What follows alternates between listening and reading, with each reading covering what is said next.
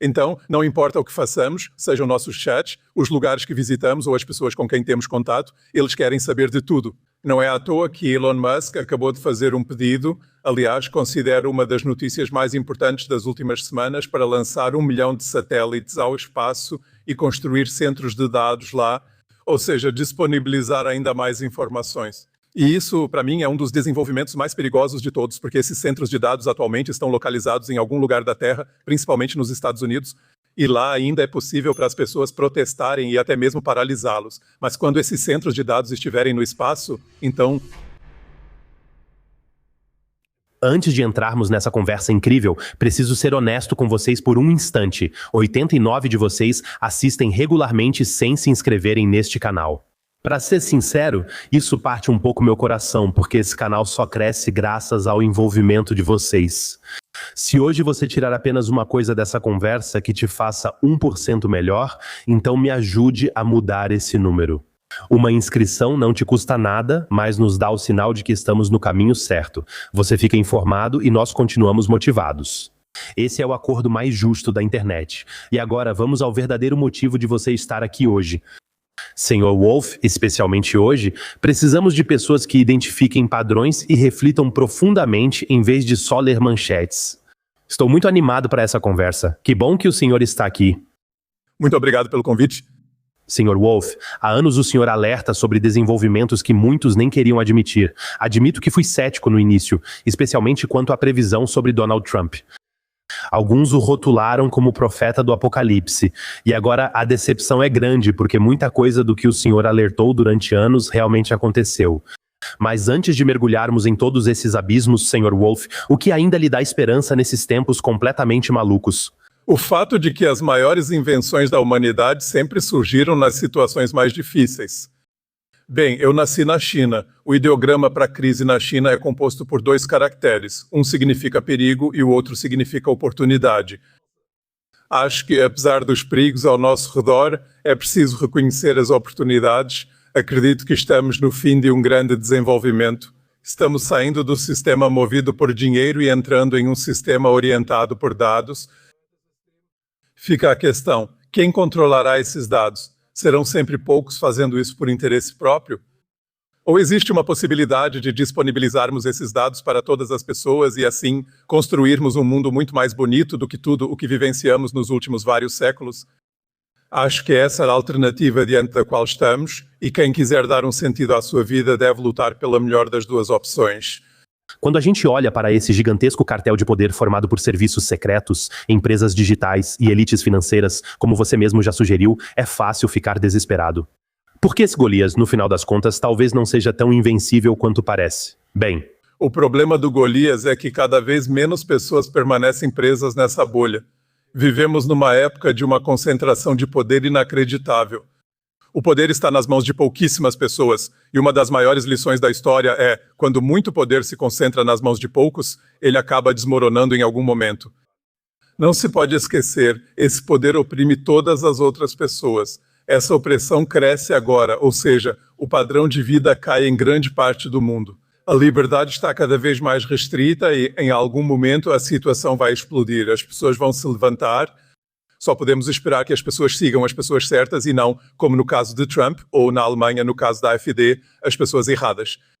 Nosso estimado colega Reginald disse em nossa última conversa: a verdadeira rebelião é viver feliz. Perceba o que ocorre ao redor, prepare-se, mas não deixe o humor ser afetado, pois o mundo é mais colorido e isso não custa nada. Todo mundo, e essa dica eu achei realmente genial, pode colocar seu celular agora em preto e branco. Você fica menos tempo online, também é melhor de certa forma para os olhos, por causa da luz azul e tudo mais. Logo você percebe que o mundo lá fora é muito mais bonito. Exatamente, é assim que eu vejo também. A gente realmente não é responsável pela época em que nasceu. Então nós nascemos nessa época difícil, mas antes de nós também houve pessoas que nasceram em tempos difíceis. A Primeira Guerra Mundial, a Segunda Guerra Mundial. Quando eu penso nos meus avós e bisavós, eles também continuaram vivendo e criaram seus filhos com muito amor. Eles tiveram muitas experiências bonitas.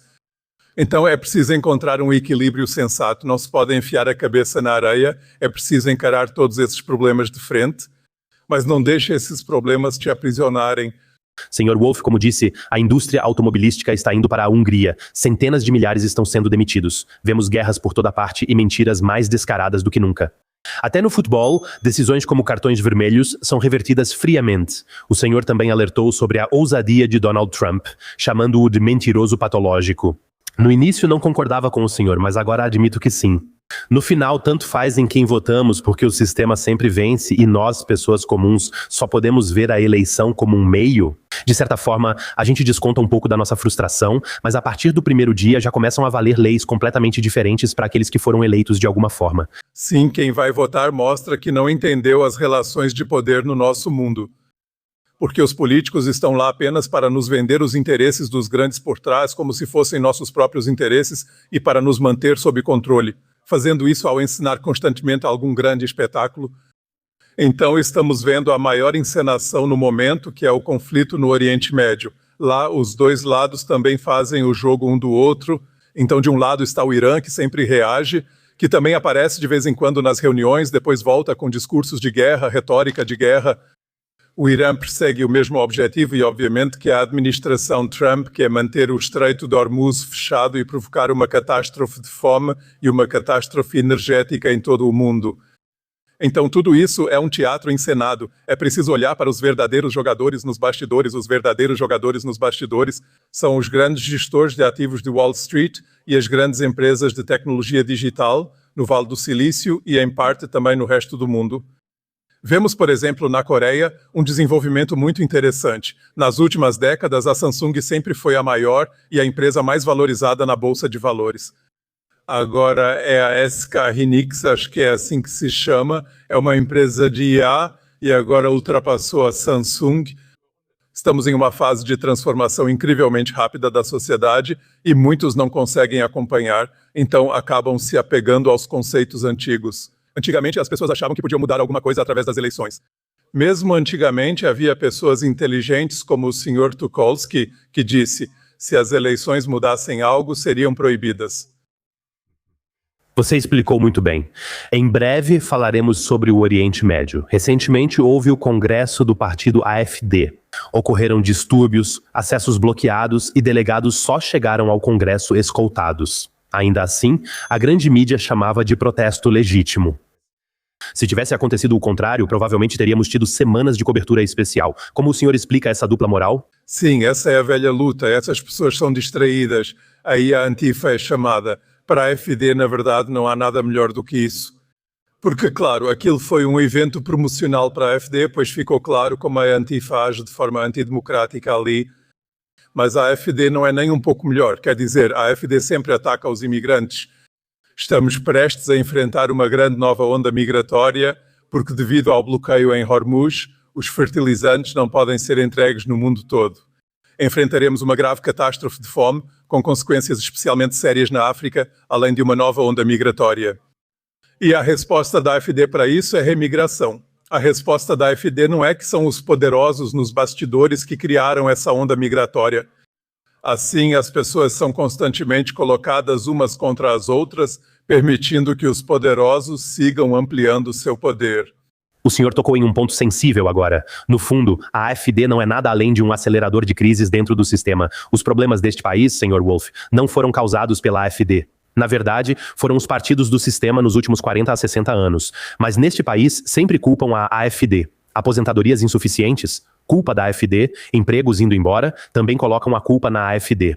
Eu também votei na AfD nas últimas eleições federais, não porque eu esteja convencido pelo programa da AfD, mas porque pensei, se essa é a resposta de vocês, ficar sempre apontando para a AfD e não ter nenhuma solução para as pessoas comuns, então vou votar na AfD como forma de protesto. E eu concordo totalmente com você. Se você analisar o programa da AfD, nada mudará para uma pessoa comum.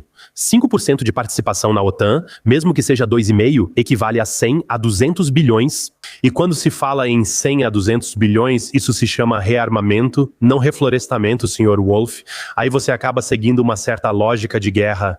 Isso indica que participarão de guerras de agressão e, na vigilância, comprarão muitos equipamentos militares. E no fim das contas, os refugiados também não são um fenômeno natural, somos nós que criamos esses refugiados. Receberei muitas críticas por isso, mas não surpreende se depois de amanhã surgir um refugiado de um lugar onde participamos de guerras de agressão. Nem você, nem eu, nem o padeiro da esquina, mas sim nossos políticos ignorantes que querem empurrar essa agenda global. Aí, é claro, esse refugiado acaba batendo as portas da Alemanha. A RD sim, todos eles jogam esse jogo e estamos sendo enganados por isso, querem apenas nos distrair de quem são os verdadeiros culpados. E os verdadeiros culpados são o complexo digital financeiro, que neste momento está estabelecendo uma ditadura digital. Os próprios refugiados são uma consequência, um efeito colateral, e a AfD defende na Alemanha posições semelhantes às de Donald Trump. Donald Trump também promoveu a militarização dos Estados Unidos, a AfD fará o mesmo. Donald Trump iniciou com o ICE, com o ICEI, ou seja, o controle de imigração, uma verdadeira caça aos imigrantes, aos migrantes, e é exatamente isso que eu temo se a AfD chegar ao poder. Então, eu realmente temo algo como pogroms contra cidadãos de pele escura, porque as pessoas, em seu delírio, não vão mais fazer distinção. Quem está contribuindo para a nossa felicidade aqui, ou quem veio para cá para destruir a nossa vida. Então é preciso ter muito, muito cuidado com isso. Mas infelizmente eu acredito que a AfD vai ter grandes sucessos nas próximas eleições estaduais, porque as pessoas sempre esperam que seus interesses sejam representados por outra pessoa, em vez de assumirem seus próprios interesses e dizerem: nós precisamos criar algo novo, algo que nos tire de toda essa miséria. Eu acho isso muito forte. Nós somos aqueles que, no final das contas, trazem essa mudança. Nós somos o Messias, não a Alice Weidel, não o Spam, nem qualquer partido. E na paz, a liberdade se conquista, ela não é dada a ninguém. E eu acredito que se muito mais pessoas seguissem esse chamado, com certeza teríamos um mundo mais pacífico. Então, se nos próximos anos nenhum partido trouxer qualquer mudança para as pessoas comuns, isso teria que significar, se a gente pensar até o fim, que as pessoas teriam que ir para as ruas para promover alguma mudança. Isso vai acontecer. As pessoas vão para as ruas porque o padrão de vida está caindo, vamos ter uma grande onda de desemprego por causa dos impactos da IA, as guerras continuarão sendo levadas adiante, as pessoas não gostam dessas guerras. Mesmo que as redes sociais tentem nos convencer de que as pessoas estão entusiasmadas e apoiam essa incrível orgia de armamentos, as pessoas estão entendendo cada vez mais que o padrão de vida está caindo, enquanto a indústria bélica está ganhando cada vez mais dinheiro. Então estamos diante de grandes agitações sociais. E nessas agitações sociais vão surgir movimentos. E eu aposto que alguns desses movimentos também vão adotar novas ideias e não vão mais seguir os velhos caminhos. Sempre continuar essa luta de direita contra esquerda. Eu acho que esse é o maior erro do século passado e dos primeiros 26 anos deste século. As pessoas sempre lutaram direita contra a esquerda e não percebem que isso as incita umas contra as outras. Assim, os verdadeiros culpados nos bastidores podem agir livremente. Eu não aguento mais ouvir essa guerra cultural, Sr. Wolf. Direita contra a esquerda, islâmico contra não islâmico, vogue contra não vogue. Tenho a impressão de que exageramos nas discussões nessa bolha da mídia alternativa, tanto no meu canal quanto em outros. E essa indignação digital nas redes sociais, como é usada pelas elites como uma ferramenta deliberada, enquanto a política real, no mundo analógico, cria fatos silenciosa e discretamente. Exatamente. Existem muitos desses canais alternativos que usam cada movimento político como gancho para um novo vídeo que acaba viralizando de novo, mas eles ajudam muito aqueles que movem os pauzinhos nos bastidores, mantendo as pessoas presas exatamente nessa bolha em que elas estão há décadas. Então, o importante é sempre revelar esses bastidores, só que muitas vezes isso também é difícil, porque as pessoas nem querem ouvir sobre esses bastidores, pois isso as obriga a refletir um pouco e também a questionar alguns conceitos do passado. Então, nessa luta entre direita e esquerda, se a gente analisar tudo isso historicamente, é preciso voltar, por exemplo, à Revolução Russa, que sempre nos foi apresentada como uma grande revolta popular. Isso é uma mentira histórica. A Revolução Russa nunca aconteceu, foi um golpe financiado por estrangeiros. Lenin chegou ao poder com dinheiro alemão na época e na Rússia, com a nova política económica, já há poucos anos após tomar o poder, ele mesmo reintroduziu o capitalismo. O capitalismo, porém, não com capitalistas, mas com dirigentes do partido. E esses dirigentes do partido colocaram o país sob alta tensão e cometeram os piores abusos contra a população. No Ocidente sempre diziam, vejam os comunistas maus. Na verdade, eles não eram nada além de pessoas que tinham o mesmo sistema, só que devido a essa concentração de poder pelo partido, podiam exercer mais poder do que os políticos no Ocidente. No momento, Sr. Wolf, ocorre a Copa do Mundo de Futebol. Estamos distraídos e irritados com decisões dos árbitros. Então, quais leis impopulares foram discretamente aprovadas pelo governo federal durante esse período e o que isso significa para as pessoas comuns? Sim, na Alemanha, a Lei de Fortalecimento da Reserva foi aprovada 2 dias após a eliminação do país. E eu já tinha mencionado em um vídeo antes da Copa do Mundo que eu esperava que essa lei fosse aprovada durante a Copa do Mundo. Eu imaginei que a Alemanha iria avançar um pouco mais, provavelmente os políticos também pensaram assim, porque eles se apressaram muito para aprovar isso 2 dias depois da eliminação, enquanto todo mundo estava lendo o Bild e reclamando do Sr. Nagelsmann, ou seja, enquanto todos estavam ocupados, eles aprovaram isso rapidamente. Eu recomendo a todos que procurem na internet sobre a Lei de Fortalecimento da Reserva, porque com ela o limite de idade para reservistas foi bastante aumentado. Antes era de 45 anos, agora está em 60, 65 e em alguns casos até 68 anos. Então houve um grande avanço aí e além disso há novas formulações como por exemplo o estado de tensão que não existia antes. Hoje em dia basta o governo declarar o estado de tensão para que todas essas medidas possam ser tomadas que antes só podiam ser adotadas em caso de guerra. Então essa já é uma lei muito, muito abrangente. Você imagina que esse estado de tensão seja declarado se em 2029 a AfD assumir o poder? Paralelo. Pode ser possível que eles forneçam o pretexto para isso, mas também podem haver outros motivos. Agora mesmo estão tentando reacender a guerra na Ucrânia. Também pode acontecer que em algum momento um drone voe até Berlim ou que a Polônia seja atacada. Existem todas as possibilidades que se pode imaginar. Quão realista você acha o cenário de que esse conflito na Ucrânia, que eu nem tenho percebido direito nas últimas semanas e meses, possa escalar novamente de alguma forma? Sim, ele está escalando neste momento. É preciso dizer que há mais drones voando e também estão sendo entregues quantidades absurdas de drones. Por exemplo, os britânicos, pelo que eu vi, acabaram de entregar 25 mil drones para a Ucrânia. Eles provavelmente também vão decolar por lá em algum momento. E a Ucrânia intensificou bastante seus ataques a depósitos de petróleo na Rússia, a ponto de agora haver escassez de gasolina em algumas partes da Rússia. Lá seguem a mesma agenda do Ocidente, inclusive criando uma escassez de energia como aqui. E então o Sr. Putin, assim como o Sr. Trump ou o Sr. Merz, vai apresentar uma agenda que provavelmente vai ser empurrada goela abaixo da gente. Então, eu realmente prevejo que em setembro ou outubro teremos situações extremamente difíceis aqui por causa desse choque energético, que será muito mais forte do que o maior já registrado em 1973. Outra lei, Sr. Wolf, que foi bloqueada por anos de alguma forma, é o que chamam de controle de chats. Por que essa lei é mais um elemento que o cidadão comum não entende nada, mas do qual o complexo digital vai se beneficiar ao máximo? Bom, eles querem saber tudo sobre nós, claro. Não importa o que façamos, seja nossos chats, as lojas que visitamos, as pessoas com quem temos contato e por aí vai. Eles querem saber de tudo. Não é à toa que Elon Musk acabou de fazer um pedido. Aliás, considero isso uma das notícias mais importantes das últimas semanas. A SpaceX fez um pedido aos Estados Unidos para 1 milhão de satélites. Esses 1 milhão de satélites devem ser lançados ao espaço, subir lá, construir centros de dados e fornecer ainda mais informações para o complexo digital financeiro. Para mim, esse é um dos desenvolvimentos mais perigosos, pois esses centros de dados estão atualmente localizados na Terra, principalmente nos Estados Unidos. E lá, é claro, ainda é possível para as pessoas protestarem e até mesmo paralisá-los. Com centros de dados no espaço, essa possibilidade deixará de existir. Então, pessoas como Elon Musk realmente terão uma alavanca de poder a qual será muito, muito difícil ter acesso. No começo, o senhor comentou com êxito sobre esse espetáculo esquizofrênico no Irã ou no Oriente Médio.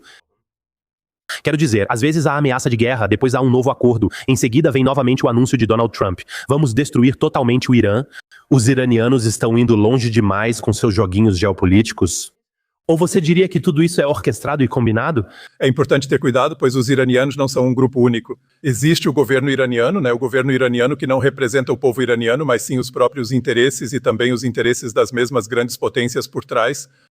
Eles jogam o jogo com Donald Trump. Os iranianos bloqueiam o Estreito de Hormuz ou os americanos o bloqueiam. Trump declara que vai abrir e no dia seguinte diz que vai bloquear novamente. Um lado atira, o outro também. Qual o resultado? O resultado é que pouco petróleo, pouco gás natural chega à economia mundial e que toda a economia mundial, neste momento, precisa recorrer às reservas e que essas reservas, em algum momento, vão acabar. E eu suspeito que assim que essas reservas estiverem praticamente esgotadas, o grande golpe vai acontecer. Espero um grande ataque ao Estreito de Hormuz, seu fechamento e a declaração de estado de emergência global. E então vão impor lockdowns, vão impor todo tipo de restrições para limitar ainda mais as pessoas. Depois haverá uma nova onda migratória devido à fome, que será especialmente grave na África. E então a indústria de tecnologia vai dizer que precisamos de mais vigilância. E as pessoas realmente vão pedir por mais vigilância enquanto não perceberem todo o jogo que está sendo feito. Ontem li, Sr. Wolf, que Donald Trump planeja um grande ataque em breve às instalações nucleares do Irã. E especialistas suspeitam que essas instalações nucleares só podem ser atingidas com mísseis equipados com ogivas nucleares. O que há por trás desse complexo secreto? Estamos prestes a presenciar o primeiro ataque nuclear? Isso é bem possível. Eu não descartaria essa possibilidade porque esse também é o sonho dos políticos israelenses. O Sr. Netanyahu, Ben-Gvir e o Sr. Smotrich sempre defenderam o uso de armas nucleares contra o Irã. Acredito que nas próximas semanas esse conflito será ainda mais inflamado por ambos os lados. E eu realmente acho bem possível que não sejam usadas grandes armas nucleares, mas sim essas mini-ogivas nucleares que existem hoje em dia, ou seja, que sejam feitos ataques pontuais aqui e ali, para acostumar a população mundial ao fato de que agora é possível travar guerras nucleares que realmente podem ser limitadas local ou nacionalmente. Você acabou de mencionar o governo israelense e o que me surpreendeu um pouco nas últimas semanas foi que políticos americanos de alto escalão criticaram abertamente o governo israelense. Isso foi apenas uma encenação, talvez também para satisfazer um pouco a população que realmente clamava por medidas para finalmente resolver o conflito no Oriente Médio? Sim, com certeza. Os políticos não são burros. Eles sabem que a grande maioria dos americanos agora é fortemente contra Israel. Então, esse massacre de crianças na faixa de Gaza e depois o massacre, principalmente aquele primeiro ataque inicial contra o Irã, onde mais de 150 crianças foram assassinadas e que de fato foi posteriormente justificado pelos americanos.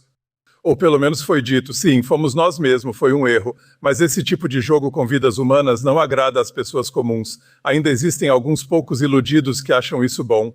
E há muitos racistas nos Estados Unidos que também acham isso bom por esse motivo. Mas a grande maioria da população quer paz e para eles é preciso fazer teatro, claro. Claro que ajuda muito o fato de que Israel terá eleições em breve. E talvez o Sr. Netanyahu seja afastado, pois já cumpriu seu papel histórico para quem está nos bastidores e outra pessoa possa surgir, trazendo um novo rosto e renovando a esperança das pessoas em outra estratégia. Claro que sempre será a mesma estratégia de sempre, mas dessa forma as pessoas são enroladas, assim como vêm sendo enroladas desde 28 de fevereiro com o Estreito de Hormuz. Recentemente conversei com o Sr. Luders, que disse que parte dos partidos de oposição em Israel pode ser ainda mais sanguinária que Netanyahu. Infelizmente, isso é realmente verdade, isso é realmente muito grave. Quero dizer, é preciso dizer que a população israelense também sofre muito, porque a população israelense vive em estado de guerra. E, pessoal, dá para ver como o pânico afeta as pessoas. Então, as pessoas acabam ficando muito submissas, cheias de medo e seguem todas as instruções, seguindo até mesmo os mais extremistas entre os políticos. O objetivo disso é pressionar as pessoas com a situação de guerra, especialmente com as guerras de drones. Também temo que se a guerra chegar à Alemanha, não será como a Segunda Guerra Mundial ou outras, mas sim uma guerra de drones, com ataques ocasionais que fazem todos pensarem, posso ser o próximo alvo. Israel está agora voltando seu olhar de forma agressiva para a Turquia e a declara como a próxima ameaça. Eu realmente me perguntei, até que ponto um Estado pode agir de forma tão sanguinária e paranoica? Estamos caminhando para a próxima grande guerra regional? Sim, isso é bem possível, porque a Turquia, ou seja, o Sr. Erdogan também não está tão seguro no poder e a Turquia tem um problema semelhante ao de Israel. Então, Israel tem o problema com os palestinos e a Turquia tem o problema com os curdos. Os curdos, assim como os palestinos, até hoje foram impedidos de ter uma nação própria. Eles também foram oprimidos pelos turcos, talvez não tão brutalmente, mas sofreram opressão como os palestinos pelos israelenses. E pode muito bem ser que aí também surja outro conflito. Sempre é preciso dizer que esses conflitos não surgem do nada. A pessoa comum, o curdo comum, o palestino comum, eles querem levar uma vida normal, em paz e em liberdade. Mas eles são sempre empurrados para esses conflitos pelos políticos. E no Oriente Médio isso acontece há cerca de 100 anos. Desde os anos 30 do século passado, grandes potências ocidentais determinam o destino do Oriente Médio.